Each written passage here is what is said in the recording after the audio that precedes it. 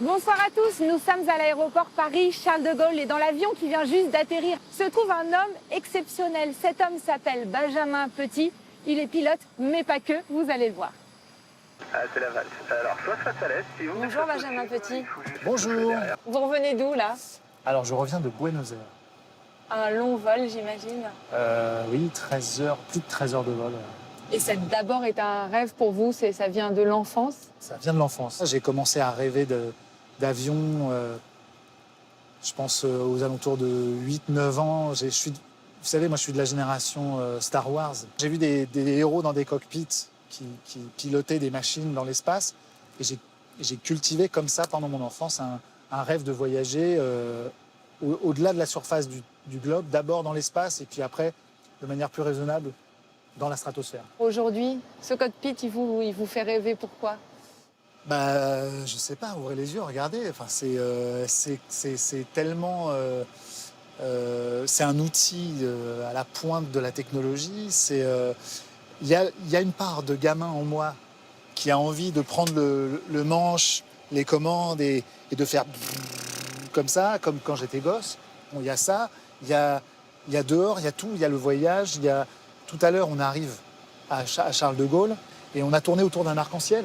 On avait littéralement un arc-en-ciel qui traversait tout le pare-brise. Il y a les levées, les couchers de soleil sur les Alpes, le fait de traverser des océans, de rencontrer des gens à l'autre bout du monde. Ce job-là, de A à Z, il est fait pour moi. Benjamin, là, j'imagine que vous allez vous reposer, vous allez rentrer chez vous? Alors non. Non? Non. Là, normalement, c'est ce que je ferais la plupart du temps, mais exceptionnellement, ce soir, j'ai mon autre activité qui se met en route et je vais sur un lieu de concert. Une autre passion? Une autre passion.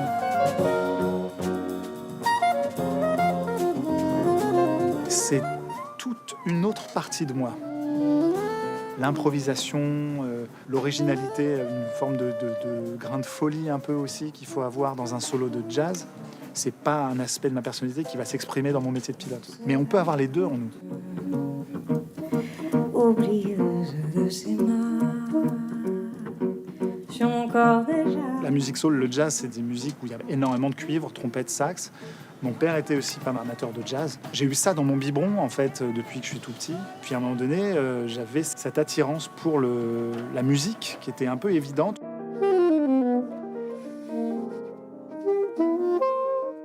Comment vous trouvez le temps de concilier les deux et de continuer à jouer, de faire des concerts? J'ai un ami qui était le choriste de la tournée de Michel Jonas que j'ai fait en 2000, de 2000 à 2002, pendant ces 2 années. À chaque fois qu'on se revoit, il me remémore ce souvenir. Il me dit « Ben, pour nous, tu étais un extraterrestre. Dans le bus de tournée, toi, tu avais tes bouquins et tu étudiais la météorologie, le droit aérien, la réglementation, tous les certificats du pilote de ligne théorique, parce que j'avais, au bout de 2 mois, une échéance pour passer un truc. Donc je faisais ça un peu en simultané, mais c'est faisable. Merci de nous avoir fait partager vos passions.